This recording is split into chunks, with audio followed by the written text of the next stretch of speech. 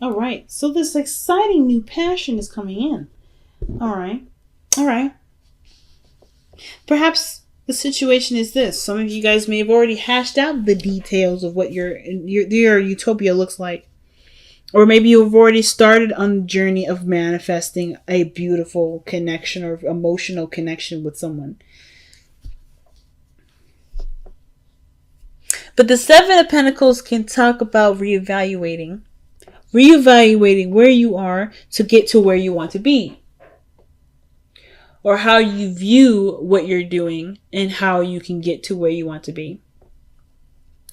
So, the Eight of Pentacles is such an interesting card in this respect, because I kind of feel like you guys have definitely taken a step back to observe. And I know it's typically not necessarily like the go-to definition for the Seven of Pentacles, but there's a lot of observation. There's a lot of gathering information with this card that I feel like you guys are definitely doing. And the reason why is because you guys have an intention. You're setting the intention. You're setting this new project in mind, something fun, something that has a lot to do with a lot of energy, a lot of high vibrations, a lot of desire and lust and pleasure of some sort. Something that gets the fires going. Some of you may have had someone come back from the past and you're reevaluating how you prefer to go about dealing with it, and if there's anything left to work with at all. What areas may need to be worked on. Okay. So we got some thinking that we've got going on here. The heart of your reading has got the Eight of Cups in this. And to me, when I see or hear about the Eight of Cups, especially when in this sort of situation and the combination of cards that we've got here, I definitely feel like we are acknowledging what's no longer working for us. No longer in like serving, giving us anything to work with. No longer allowing us not allowing us, but no longer giving us something to discover or to understand about ourselves. I think we've completely used what we needed to use from this. So the situation is that we're emotionally drained. There's nothing more we can give to a situation anymore. We've reached the top of our capacity of handling something, and now we are ready to move on. It's about moving on, changing our focus, redirecting our Northern Star, if that makes sense, or repositioning it rather. So I feel like with the Eight of Cups, this situation is saying that how much you are ready to kind of move on. Like you're not quite interested to stay and linger. So in the past, you had the King of Cups. You have an ideal lover already. You already know who this person is. You already know what this person's going to look like, how this person feels, how you want them to make you feel. You know exactly what this individual looks like. There was lots of daydreams with this individual here. Sometimes this can indicate this is an actual person, the Pisces, Cancer, Scorpio, whom you last interacted with. And this person was quite mature for how they displayed themselves. Or this is you guys mastering your own emotional your own emotional portion of yourself, becoming more aware of your emotions, mastering the flow or the way you respond to certain things in your life to manifest what you want to manifest. So you know exactly what this is for you guys in your own personal stories. So with this translation, right, I feel like with this mastering of your own emotions here, or dealing with somebody from the past here, I don't really feel like this person was emotionally manipulative or underhanded in some way, but I do feel like this person had some serious conflict attached to that, and you've made peace with it somehow. Or you've created a way to be more self-sustaining, or to have more self-esteem, higher self-esteem for yourself in this area through this kind of interaction. And I don't know why I'm connecting this with the external energy, the Five of Swords, with the King of Cups in the past, but I do feel like they have something to kind of do with it. There is something that is non-compromising though. The Nine of Pentacles does tell me that there is a serious amount of boredom. There's nothing really going on. There's nothing really interesting or challenging you at this moment. And as much as comfortable as this environment is, it's not giving you something emotionally back. There's something emotional that you're not getting from this situation anymore. So the Five of Swords is coming in where there is this change, and perhaps in perspective, about how this is supposed to look for you, or what this should look like for other people, or what this should look like for you, rather, right? How this should look, how this should be. So let me see, honestly, why is this Five of Swords coming up in the external energy? The Tower. Unexpected changes and adjustments in your life. Alterations to the magnified degree.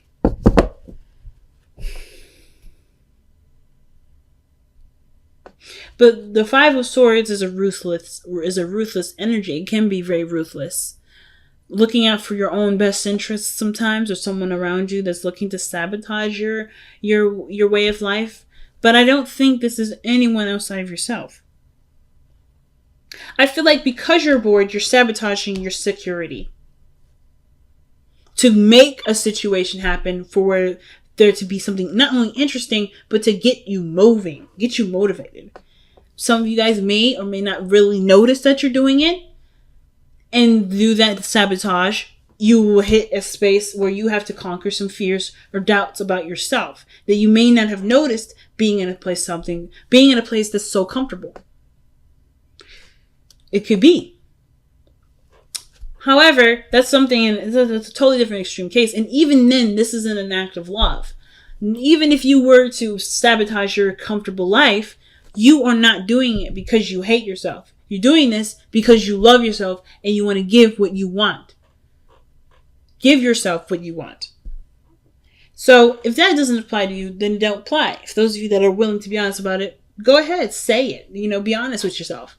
This is a situation I'm trying to get out of, and I'm doing it in a way that will definitely get me out of it, but may not feel necessarily as ideal as I'd like it to, because it may cut ties with people, it may cause problems, we may argue, we may no longer be friends, we may have nothing to do with each other at the end of it, but I needed to do it so to set myself free, to break myself out of this gilded cage that I have put myself in, to heal myself and to love myself in ways that I didn't think I could. And it's okay. But the situation for me, though, with the Nine of Pentacles, isn't necessarily about seeing yourself as trapped, because I don't think you're trapped. And I don't think you see yourself as trapped, but you do feel like your lifestyle is in a situation where it's set and it can take you places financially, but never anywhere emotionally. So does that mean you just completely changed that whole lifestyle up? Not necessarily. You can, there's something else you can do without having to cause serious uprooting of your life. And I feel like that's where the Ace of Pentacles comes in. What new engagements or parties or projects do you want to start? What other things do you want to begin? Because if you're too bored for too long, you're gonna get creative. Oh, Gemini, I'm just going to say this straight out. You're going to get really creative, and you're going to start coming up with ways to make yourself do things that you never would think yourself would do. And then it's going to feel like, it's just a lot to overcome.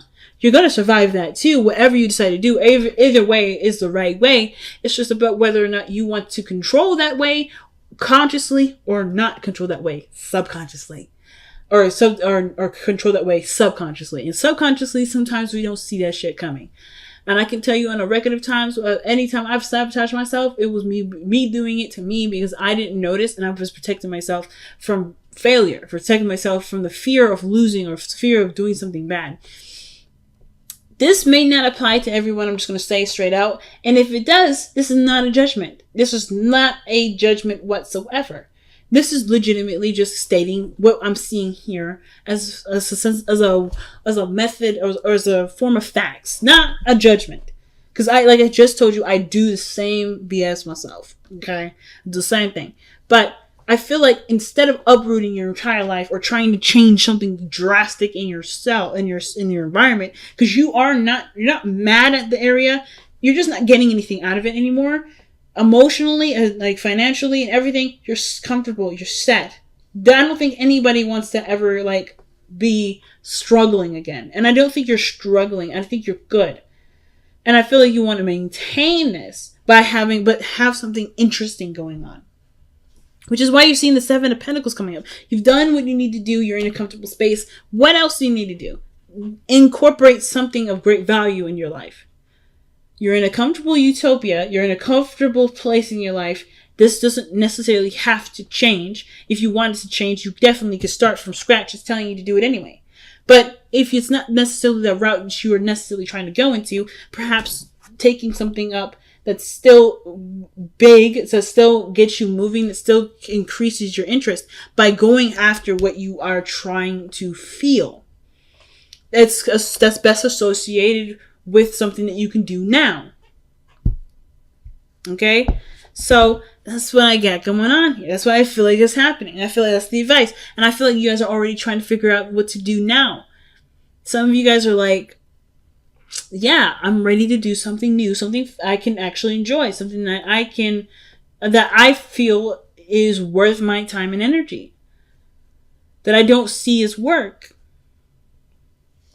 Now, your hopes and fears is the Ten of Pentacles. Like I said, I don't think you guys want to leave a space where you are financially comfortable, or at least remove yourself out of a position of feeling, of being all right, like financially, stable-wise, emotionally, whatever. Like, you have this connection with yourself, this independent view of yourself. You want to keep that the best as you can.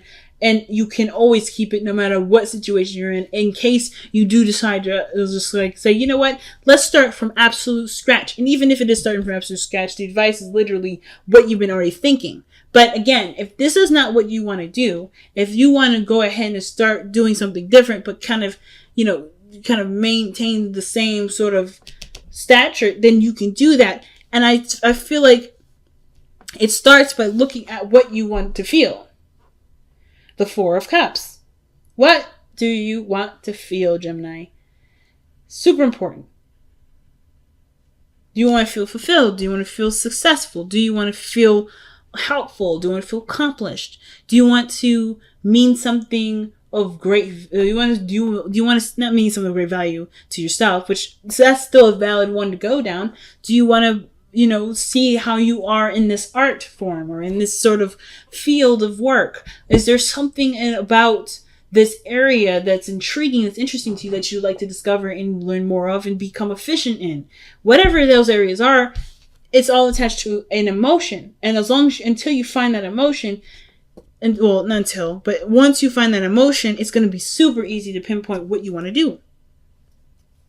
And I love this card in the back underneath the deck, and I don't typically look at these nowadays, at least for the videos. I look at them all the time for my personal readings, but for the videos I don't do them. But the card underneath here is Wheel of Fortune. You have a new opportunity coming in. But this is your new opportunity to do something completely different, to enrichen yourself in another way. It's a change of luck. So this is a pretty big transformation in your life, really big change that's coming in your life anyway. Okay, the tribe. Okay, all right, okay. I feel like there's people around you that are willing to help you. There are people around you that are willing to help you. And it does have a lot to do with the environment that you put yourself in, the people that are willing to work with you, and what role you play in the whole situation too. Most importantly, you have people around you that you can brainstorm, that you can collab with, that you can, maybe bounce ideas off of. And there is a role that you can play in doing that helps other people. You don't have to do this by yourself, as the Nine of Pentacles can sometimes suggest. Doing something solo or being alone or doing something without anyone else's help. You don't have to do it by yourself. You can do this with people around you that love you and want the best for you as well. It's just so I feel like if you've got people or a group of people that around you that want you to be happy or are just as interested as you are about, what your next steps will be, I feel like collabing and bouncing ideas off of them, it will definitely give you some ideas. The Ace of Pentacles, to start working on something. Wow. Let two become one as well. Wow. Interesting. I didn't really see another person in here, but the fact that the King of Cups is in the past, it reminds me that there is another person. Now, I feel like the most of this reading is about you, but to become one. Interesting. It usually implies that there's another person involved, and that your unity does not infringe on your beautiful, unique individuality. But in that sense, I feel like the Two of Cups is saying that in order for you to successfully manifest the King of Cups, you have to embody the King of Cups. This person that you've manifested in the past, he exists within you, and he can come through you. If this is the ideal lover and you haven't been able to, or you haven't necessarily mastered your emotions quite right, or quite immediately, or in the past, you haven't mastered them, don't beat yourself up. This is not a judgment. It's okay. Perhaps this meaning of the King of Cups is about who you've manifested in your life, or who is your ideal person. You have an idea, you have a desire in which you have surrounding a person, or what your other half may be for you. And the only way, and not the only way, but a way of going about manifesting this or starting a new journey is living the embodiment of your person, like being the person that you want in your life. That does mean self-love, self-care, paying attention to your emotions, being emotionally considerate. But this biggest thing is that in order for there to be two, there first must be one. And I feel like that one is you. You have to be who the King of Cups is. If you're not satisfied with your life, if you're not happy with how things are going, you have every ability in you to change it. Of course, I believe you know this. But the most important thing is that if you've manifested, or you've been wanting someone, if you've been desiring another person, that other person exists within you. Otherwise, you wouldn't be able to know what this person, who you wanted, and living in this person, or living as the embodiment of this person, not pretending to be someone that you're not, but to just envision, be who you would want to be with, is exactly what will bring what you want.